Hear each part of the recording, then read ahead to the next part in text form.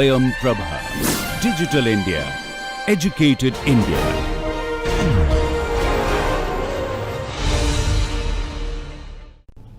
Hello and welcome. Let us recall impulse function or delta t, which we can think as a very narrow pulse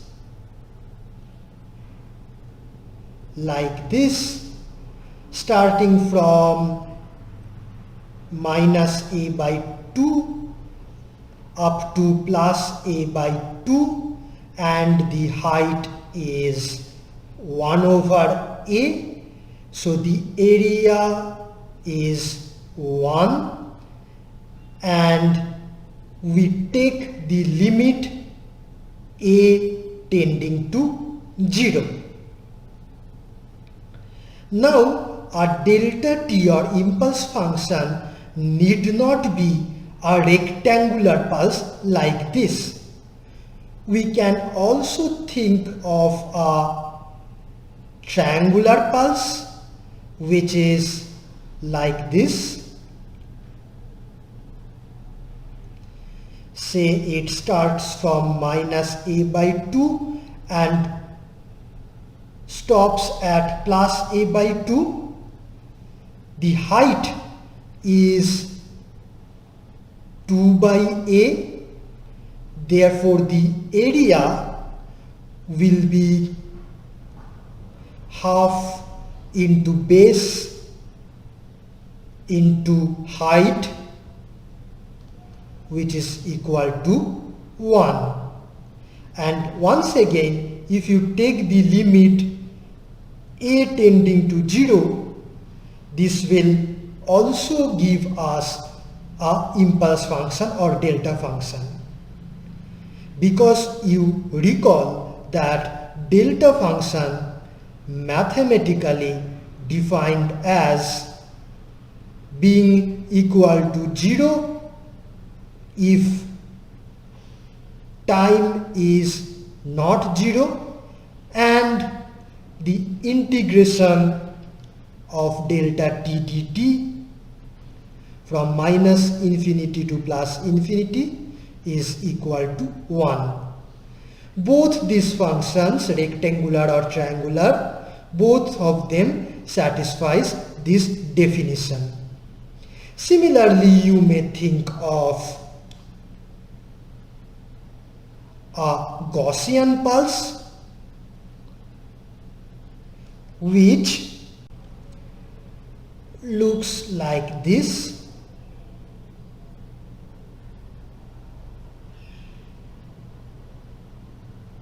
It gradually becomes 0 asymptotically, and the functional form of this signal is like this: 1 over root 2 pi a e to the power minus, say, t square by 2 a square. And if you take smaller and smaller value of a, then this pulse will be narrower and narrower. Simultaneously it will be taller also. If you take the limit a tending to 0, this will also give a delta function. And mathematically one can prove that the area under this curve is 1. So delta function in general can have any arbitrary form like any of this, as long as it satisfies the area under this is 1 and the function is 0 if you look at any point away from the origin. Now let us consider the derivative of delta t, delta dot, or ddt of delta t.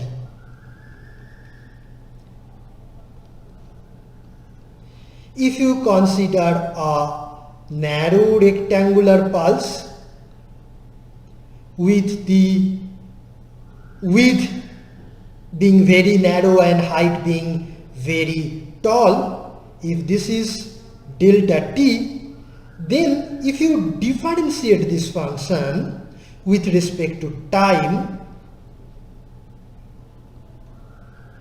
then at this edge there is a rising edge, so you will get, if you think this as a step jump, then the derivative will be a impulse like function at this point, very narrow pulse, and then at this point there is a negative step jump, so there will be a negative impulse like function.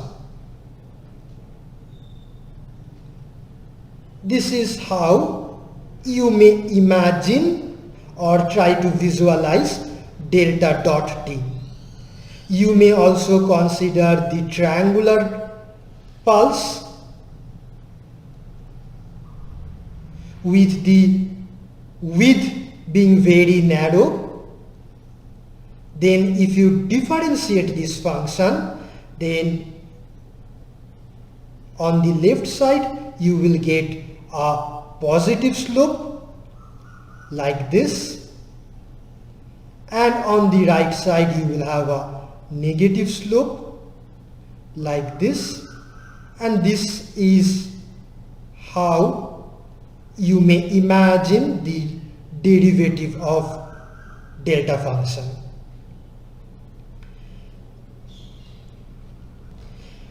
That's for your visualization. Now let me give an important property of delta dot.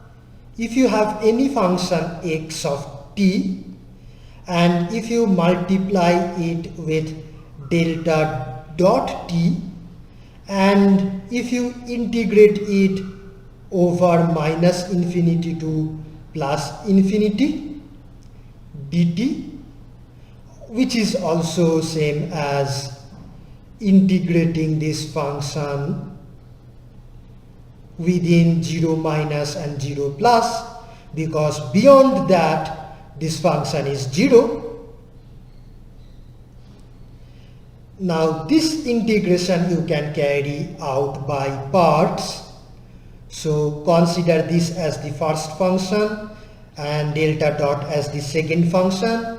So we will have first function integration of the second, which is delta t evaluated at minus infinity and plus infinity, minus integration of x dot delta t dt from minus infinity to plus infinity. Now this part will become 0 because at plus or minus infinity delta function is 0, and this part, if you consider x dot as a function multiplied with delta t, then if you recall what we learned earlier, you can write this part as x dot at the point 0. So this is an important property of delta dot function. So integration of xt delta dot t dt is equal to minus x dot 0.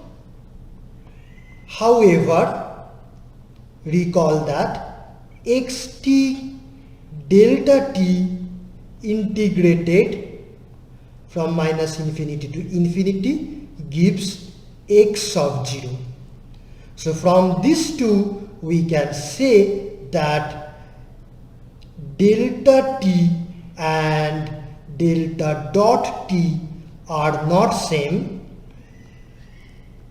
Similarly, you can imagine or think of delta double dot, delta triple dot, etc.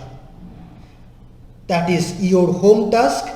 Imagine second derivative, third derivative of the impulse function. Okay. Now, we were studying linear differential equations, and today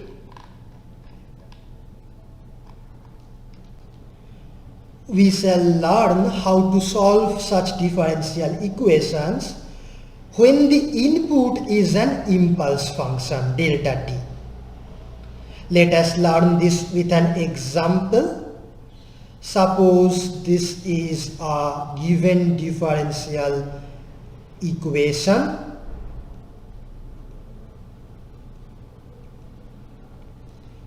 where the input is given to be delta t in the question, and also the initial conditions are given.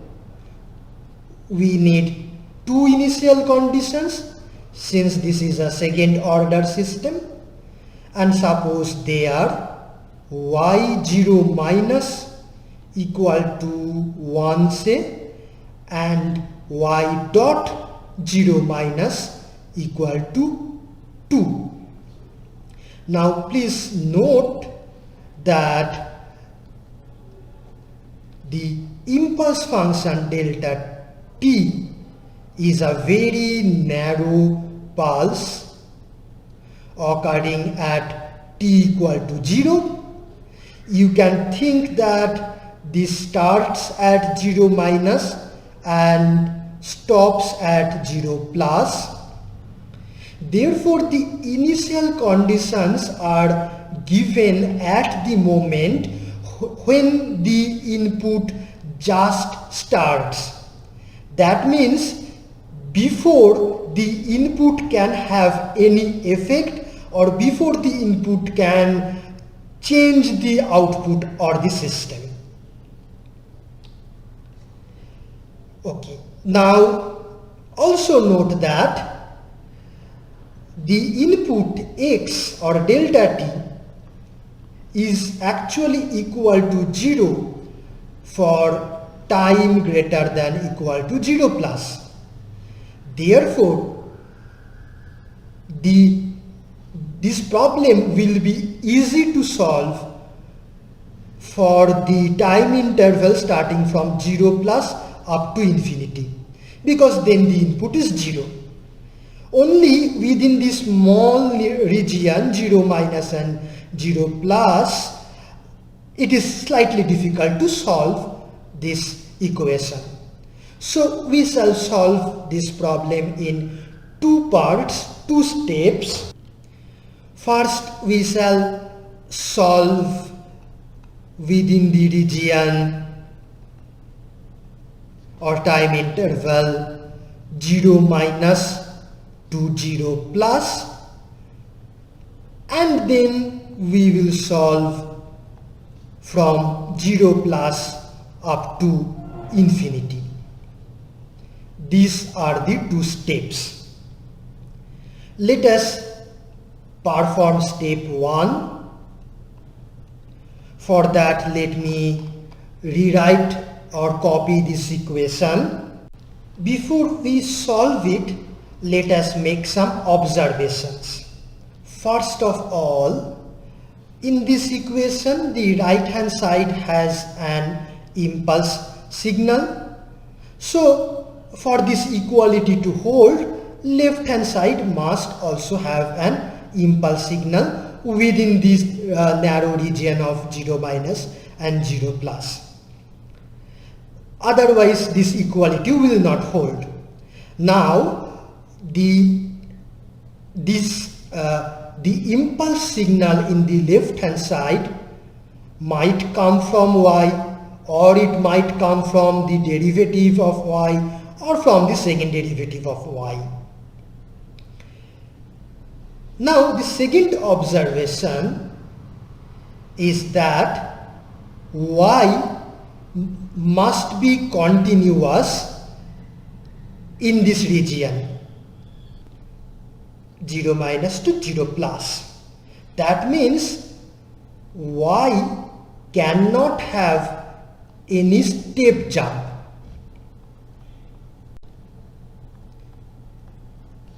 Why? Because if y has a step jump, then when you differentiate y, you will get a delta function. And when you differentiate that delta function again, that means the second derivative, you will get delta dot. So on the left hand side you will have a delta dot, but on the right side there is no delta dot. Right side has only delta, and delta dot, they are not same. So we cannot have a delta dot on the left side. That means y cannot have any step jump. So y cannot have a step jump. Similarly, this function y cannot have a delta function. I mean, y cannot be a delta function, because if y is a delta function, then this first derivative will be delta dot, second derivative will be delta double dot, but on the RHS there is no delta dot or no delta double dot. So y cannot have a impulse function in it, or y cannot be a impulse function. So y cannot have a step jump, y cannot be a impulse signal. Now with these observations, let us proceed by integrating this equation, the both sides of this equation. Copy, paste. Let me integrate both the sides with respect to time from 0 minus to 0 plus.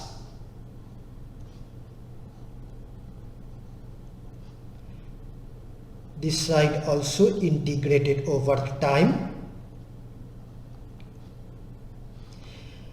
But right side is equal to 1 because the area under the delta function is 1. Now the left side can be written as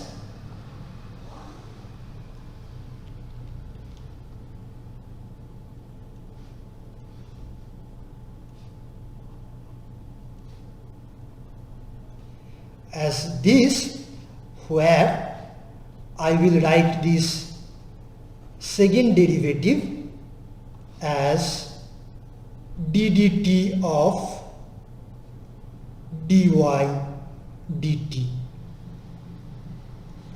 Now let us split these three terms and integrate them one by one.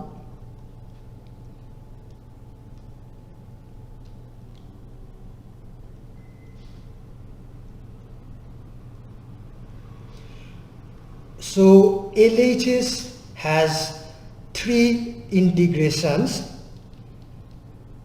Now this derivative and integration will cancel, and it will become dy dt,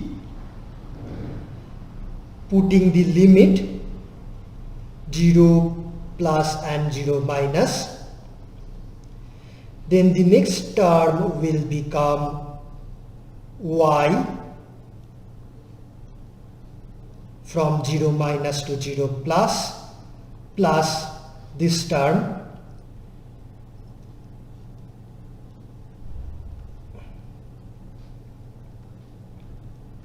now note that this term is equal to y of 0 plus minus y of 0 minus, and that is equal to 0, because we have already said y cannot have any step jump within this small region. Therefore, y should be continuous and its value should be same before this before 0 and after 0. So this term will become 0.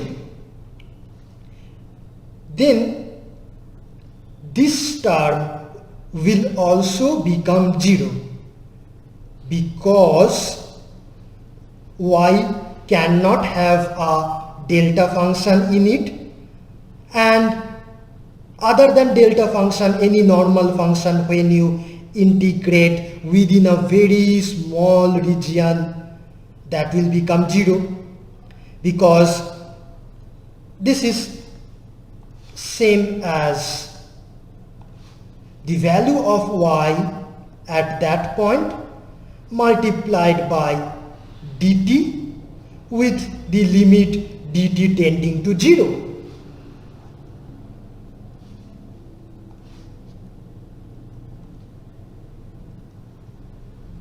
So this will also be 0. And now consider the first term. The first term we will write as dy dt at 0 plus minus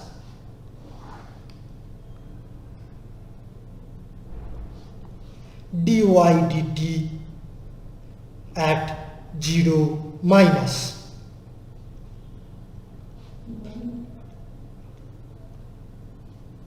So this gives, which means dy dt at 0 plus will be equal to 1 plus dy dt at 0 minus. Now dy dt at 0 minus is given in the question. Its value is 2. So this will become 1 plus 2 equal to 3. So we got y dot 0 plus is equal to 3, and we already know that y0 plus is equal to y0 minus, which is given in the question as 1, because we have argued y should be a continuous function. Okay, so now that was our step 1. So in step 1 we have got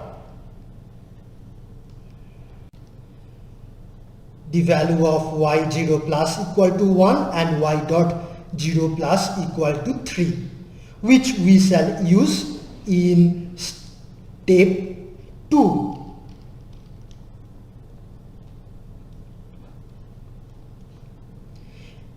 That means we will solve within the region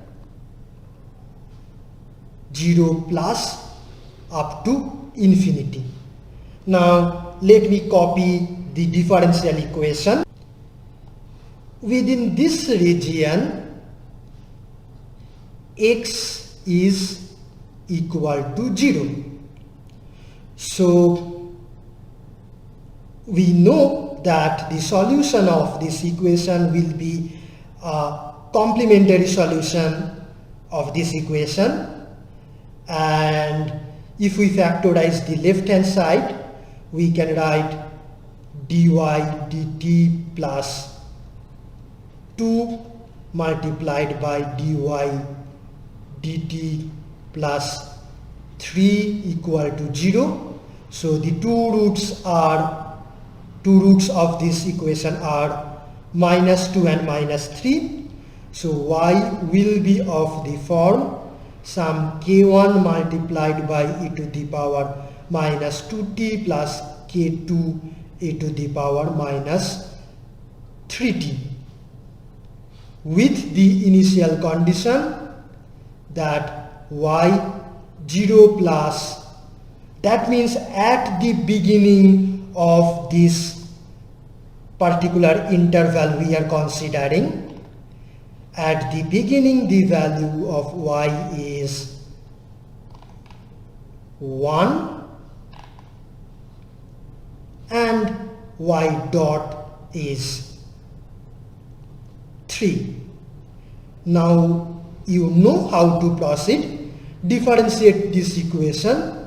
From here you can write dy dt is equal to -2k1 e to the power -2t minus 3k2 e to the power -3t. Then you put the value t equal to 0, so we shall get y dot 0 is equal to -2k1 minus 3k2, and this is equal to 3.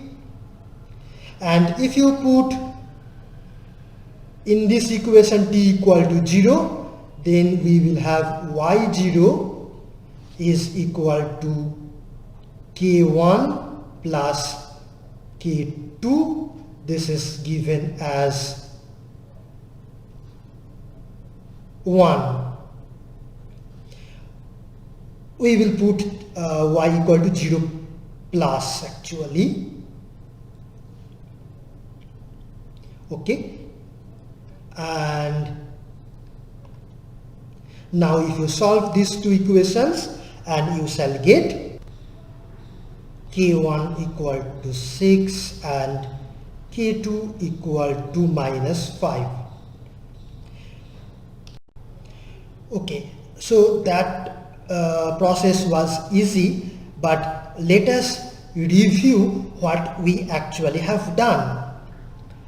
This is the given differential equation with the initial conditions y0 minus equal to 1 and y dot 0 minus equal to 2. So this is the impulse or input pattern. At the moment when this input starts 0 minus, the output has a value of 1 and a slope of 2. And then within this narrow region, we actually did not try to find out a functional form or mathematical expression for y. Instead, we logically argued that y should be continuous, and so after this narrow interval the value of y should remain 1. And we calculated that after this interval the slope of y will increase and become 2. Okay, now we got y0 plus equal to 1 and y dot 0 plus equal to 3. Using this value we have solved the differential equation from here up to infinity using normal procedure. We needed to perform step 1 before solving in this region, because while we solve for yt within 0 plus to infinity, we need the starting value or the initial value in this region, that is y0 plus and y dot 0 plus. Therefore, in the first step, we have calculated y0 plus and y dot 0 plus from the given y0 minus and y dot 0 minus. Here, in a plastic container containing some water, I have a floating. Suppose this position of the float is y equal to 0 and y increases from left to right. Now with a pen I will give a impulse force towards the right on this float like this. Here I push it.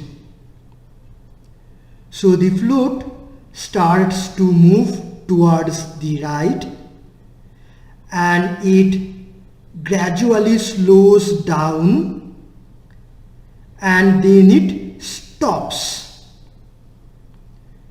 Now it is already stopped. So this is the y direction. And if I plot time vertically, then just before the push, the float was here. Just after the push, the float was still here. And then it gained some speed and it started to move with time. And finally, it reached this position. Initially, it had a higher velocity and the velocity then reduced and finally it became 0. And now it will stay there continuously. Let us now try to explain this experimental observation mathematically. We have this water in a container with this floating on it. Let the mass of the float be m. The force acting on it from outside is xt, so that is the external force, and the displacement is denoted as y. Now there will also be another force acting on this float when this float moves, that is the viscous force or viscous drag, and we will assume that this viscous force is proportional to the speed of the object dy dt multiplied by some constant, viscous constant, and let's put a minus sign to indicate that this force acts in the direction opposite to the velocity or speed. If the speed is towards the right, then the force will be towards the left. So the total force acting on this float is external force xt minus viscous force, and this total force should be equal to the mass times the acceleration of the object. From this we can write this differential equation relating the output y or displacement to the input force, external force xt, and we have initial conditions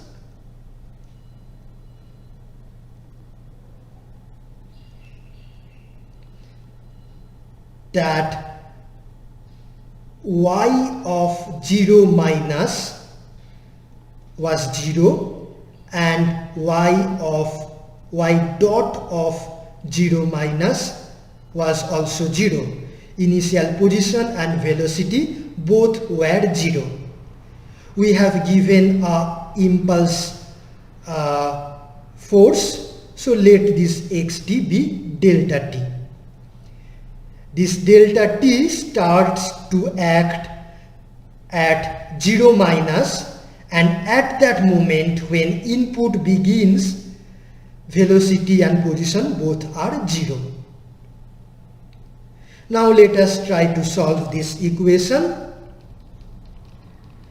and as usual we will solve this equation in 2 steps. Step 1, we will argue that y0 plus should be equal to y0 minus, that means 0, because y must be continuous. If y is not continuous, then the derivative, then y can have a step jump, and then the derivative of y in this equation will be an impulse function, and the second derivative will be delta dot. But the right side of this equation has no delta dot, so y cannot have any discontinuity or step jump. So y0 plus must be 0. Then let us integrate this equation both the sides, and we can write integration of m, this term will be like this, plus k integration of dy dt from 0 minus to 0 plus, and the right side will be integration of delta t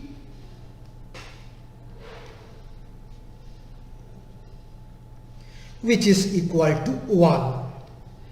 Now this first term you can write as dy dt with limits 0 minus and 0 plus multiplied by m plus k multiplied by, this will be y 0 plus 0 minus, this is equal to 1. Now since y0 plus and y0 minus are equal, therefore this term will be 0, and we have m dy, so you can write this as y dot 0 plus minus y dot 0 minus is equal to 1. From this you can write y dot 0 plus is equal to 1 over m plus y dot 0 minus. Now y dot 0 minus is 0, that is given in the initial condition, so this will be equal to 1 over m. This is also as expected. The velocity after the force is acted is equal to 1 over mass, and this 1 is nothing but the moment of the force, that is the area under the force, which is 1. So we have y0 plus equal to 0 and y dot 0 plus equal to 1 over m. Now we move on to step 2.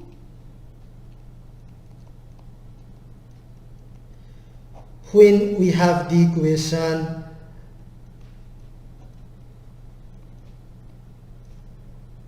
like this,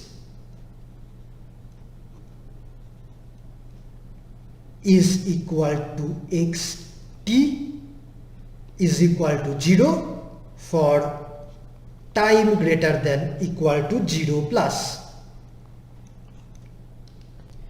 Now if you factorize the left hand side, you can write it as dy dt, then m dy dt plus k y is equal to 0. If you divide the left hand side by m, then you can write this as 1 and this as k by m.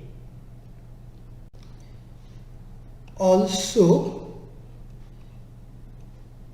you may like to write this as dy dt minus 0 without any harm.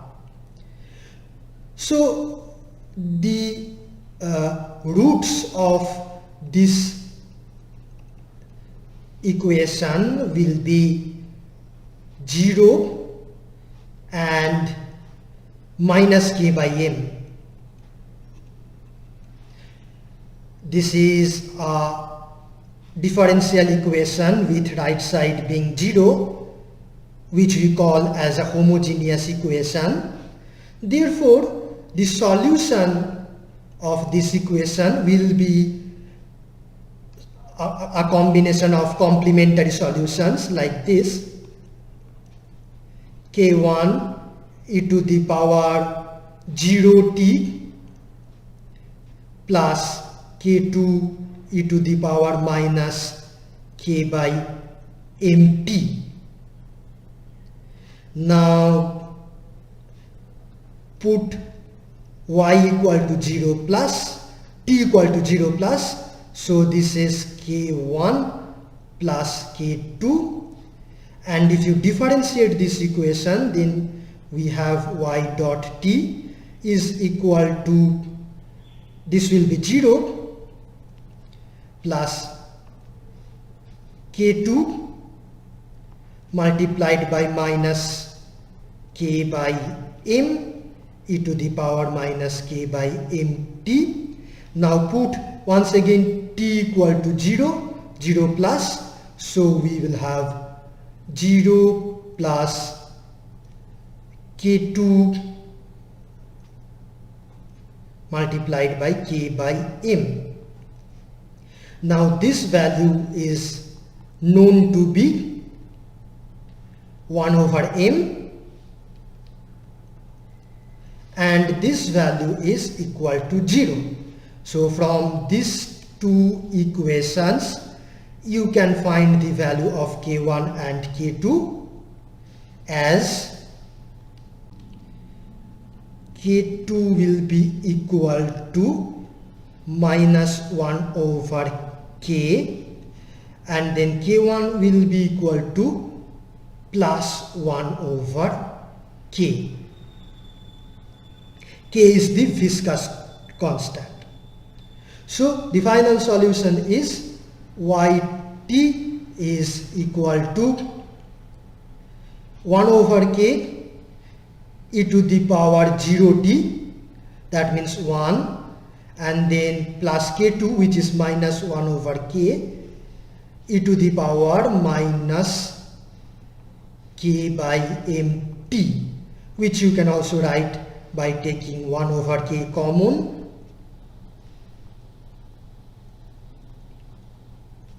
This is the expression of y for time t greater than equal to 0 plus.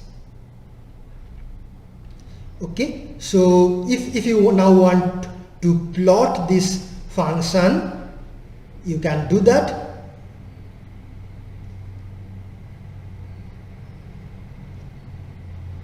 We had the impulse force acting at this point.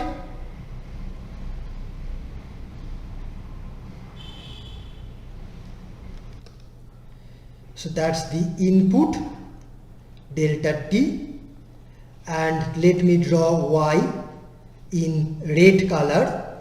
So we have 1, so 1 looks like this. Then we have e to the power minus k by mt, so that will be a exponentially decaying function like this. So this is e to the power minus k by mt. This is 1. Now you have to subtract these two, one from the other, and when you subtract, this is the difference between them. So that is initially 0 and then it increases. Finally it gets a steady constant value like this 1. So y will be initially 0 and then it will increase and become 1, and then we have 1 over k multiplied. So if you multiply that with 1 over k, that function may look like this.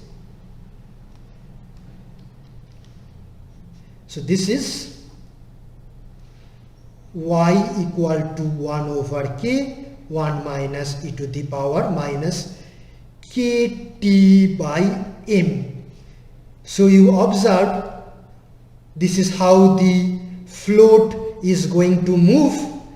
Initially it will be at position 0 right after the force is applied, but it will gain some speed and initially it will have some higher speed. You can see the slope is higher.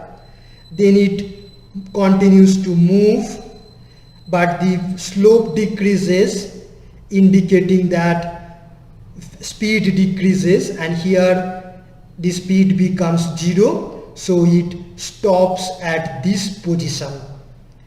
And exactly that is how we saw our float to move in the real experiment. This is also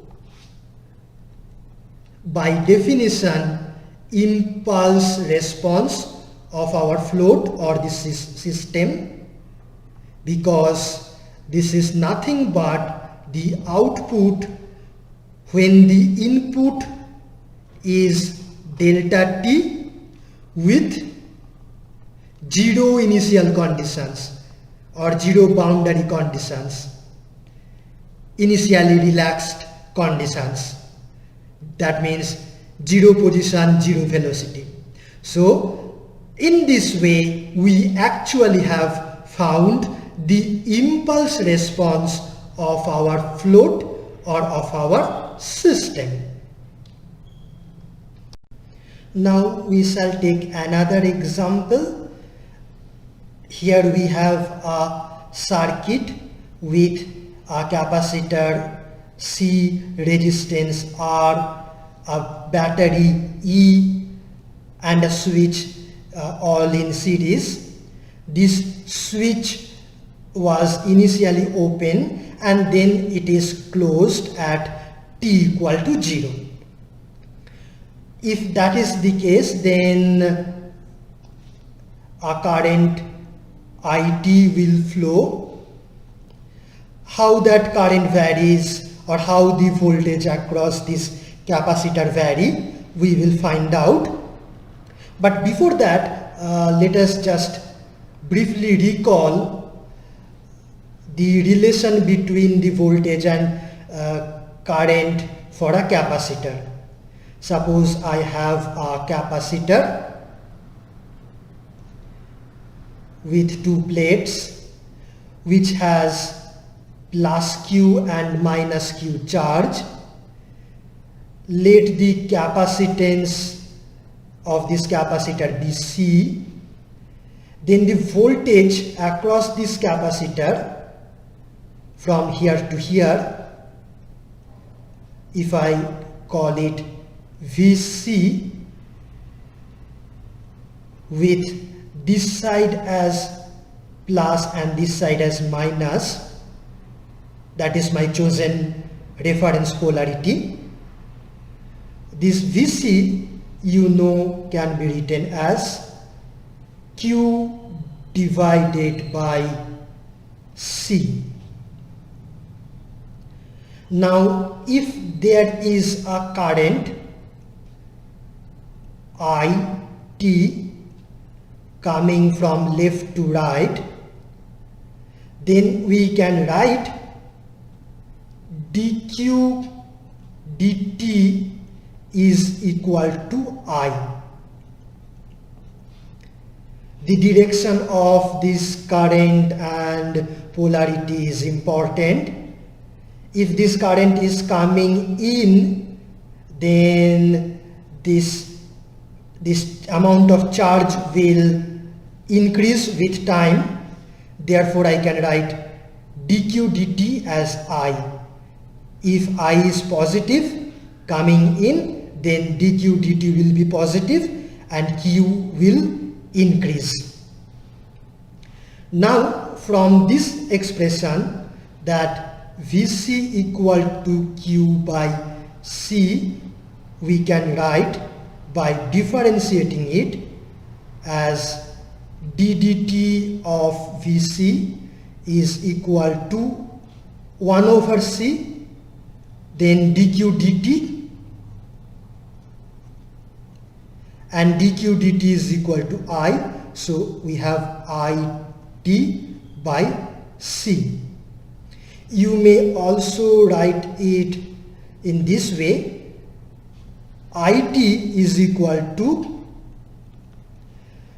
dVc dt multiplied by C, C multiplied by dt of Vc. Okay, so this is the relation between voltage and current for a capacitor. Here the direction of the current and the polarity of the voltage is very important, otherwise this equation will not be true. Now let us come back to our problem. Okay, so let me first call the voltage across this capacitor as Vc, with this side plus and this side minus. This current IT is coming in from top, from this positive side, like here. So we can write for this circuit as IT is equal to C dVc dt. And if I define the voltage across this resistance as VR, with the left side plus and right side minus, then I can write using Ohm's law VR is equal to IT times R. Now using Kirchhoff's voltage law, I can write this voltage, call it Vt. So using Kirchhoff's voltage law, we can write Vt, this voltage, is equal to VR plus Vc. This is true for t greater than equal to 0 after the switch is closed. Okay. Now from here let me write VR is equal to IT times R plus VC is equal to, I can write, or let me write VC as VC itself. So VC plus VR is equal to VT is equal to E. Okay, this is the system equation. And now using this formula I is equal to C dV dt, C dV C dt, I can write, I can put that here.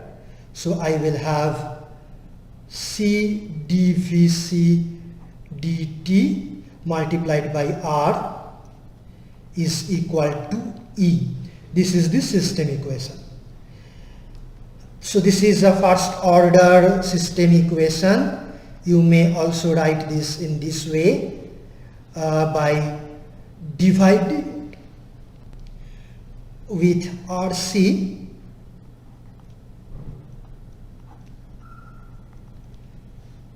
plus is equal to E by RC. So this is a first order equation. To find the output VC, here VC is what we are considering as output. That means we want to find how capacitor voltage changes with time after the switch is closed. To find this output, we also need a initial condition. One initial condition, we will need the initial value of VC,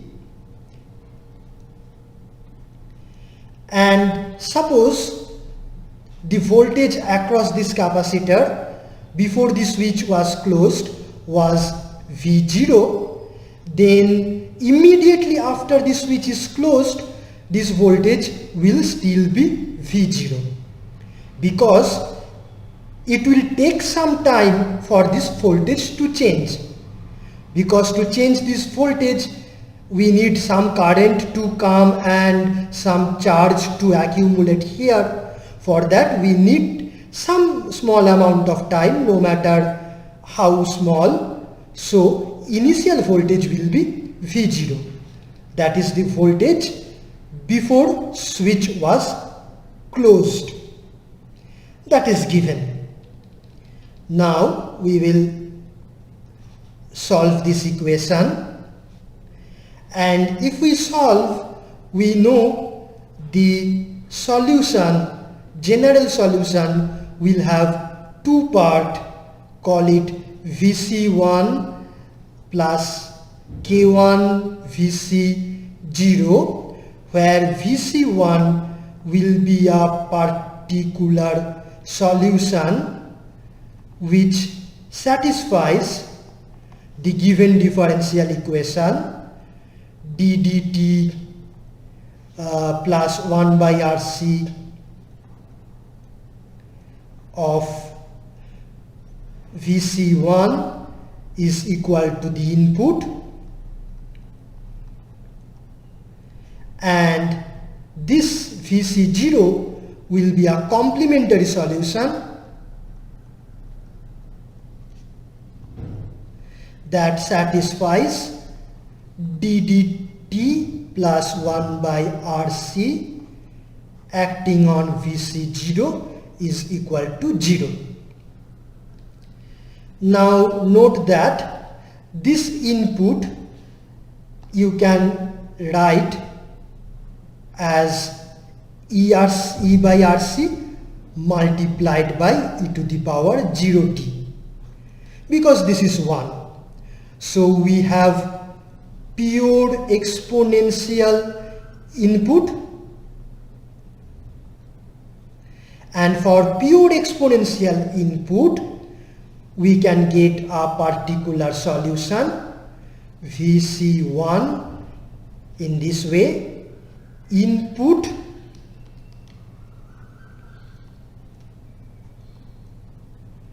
divided by this differential operator d minus 1 by RC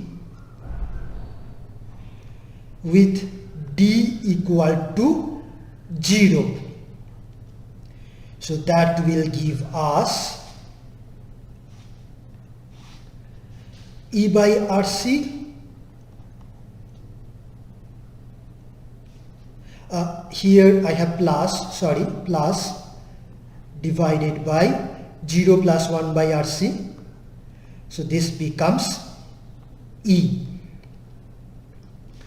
So this is Vc1 particular solution, and Vc0 a complementary solution you can find for this differential equation as e to the power minus 1 by RC, because let me write it this way.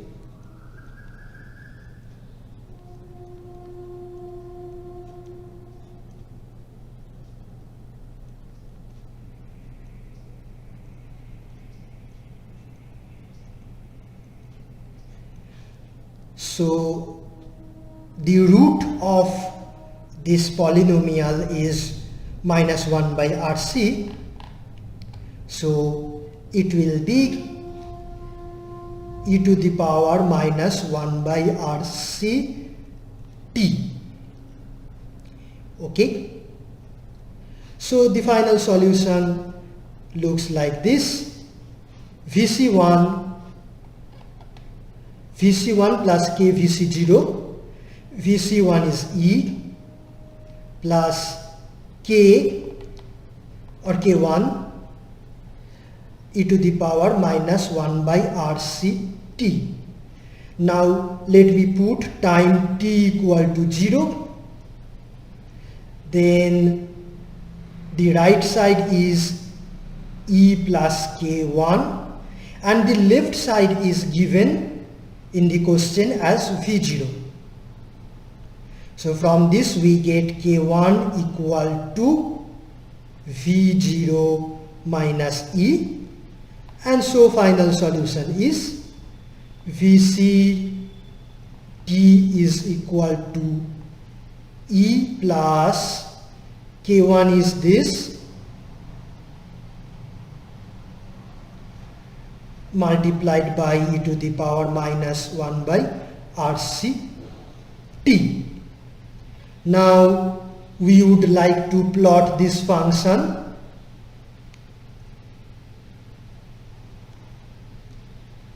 time and say the input is constant E. So this is the input. Input is this voltage Vt equal to constant, the supply voltage or battery voltage here, that is input, and this voltage is the output. Now at t equal to 0, if you put 0 here, then output voltage will be E plus this thing, and it is 1. So initial voltage will be E plus V0 minus E, which is equal to V0. Suppose that is here. And at a very large value of time, t tending to infinity, this exponential term will be close to 0. So this term will be gone and we will have only E. So at a large value of time, the voltage, output voltage will be E, and from here to here it will gradually increase exponentially like this. So this is the output or VCT. Okay, now you may also like to consider this current as your output, and you can ask how this current changes with time. In this case, the quickest way to find the current is to use this formula. IT is equal to C ddt of Vc. So if I do that, let me do it here. IT is equal to C ddt of Vc, and Vc is given here.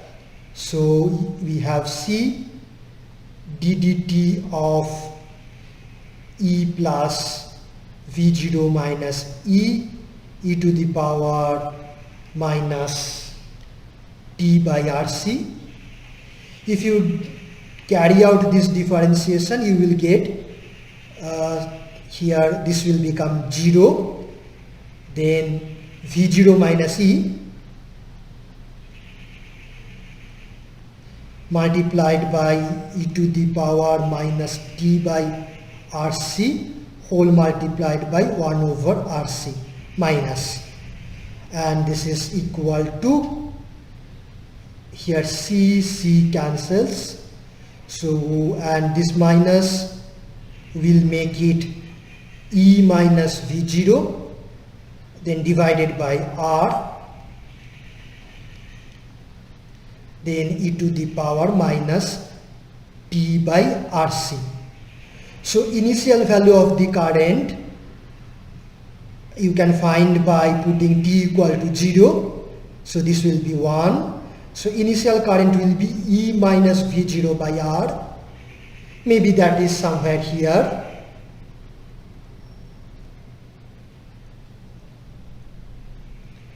And then as time increases, this exponential term will decrease, so current will decrease, and at a very large value of time this part will be 0, so current will gradually become 0 like this.